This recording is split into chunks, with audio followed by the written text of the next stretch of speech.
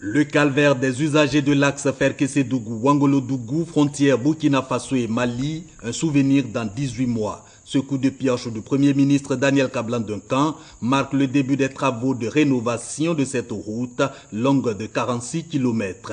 Des travaux aussi pour renforcer la voirie à l'intérieur des communes de Ferkessé-Dougou et de Wangolo-Dougou. De cette voie de 46 km qui va être revêtue, il va y avoir l'aménagement d'aires de repos entre Ferké et Wangolo, la réalisation d'ouvrages d'assainissement et de drainage, la réalisation de trottoirs pour les deux roues et les piétons. Coût global des travaux, 20 milliards de francs CFA financés par la France à travers le C2D, le contrat de désendettement et de développement. Son ambassadeur Georges Serre plaide pour la longévité de l'œuvre. En réponse, rassure le Premier ministre, le gouvernement va encore installer 6 stations de pesage, dont une à Ferkessé-Dougou. Le but, lutter contre la surcharge et éviter la dégradation précoce de l'axe Ferké-Wangolo, une route pour améliorer le développement de la région du Tchologo et consolider la position de locomotive économique de la CEDEAO à la Côte d'Ivoire, position illustrée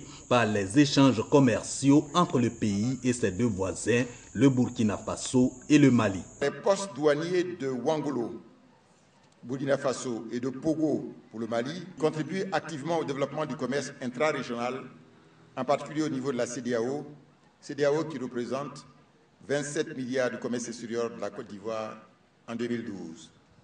À travers donc le renforcement de l'axe Ferké-Wangolo-Dougou, c'est un nouvel axe d'intégration sous-régionale qui sera remis à neuf.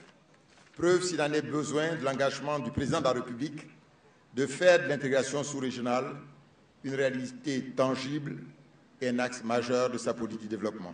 La réhabilitation de l'axe Ferké-Wangolo vient compléter la liste des projets mis en œuvre depuis 2012 sous l'impulsion du président de la République Alassane Ouattara pour désenclaver les régions du pays et assurer la relance de leur économie. Elle est donc saluée par les populations du Tchologo, encore que ce projet intervient avant la réalisation prochaine du port sec de Ferké et la réhabilitation du tronçon Ferké-Bouaké.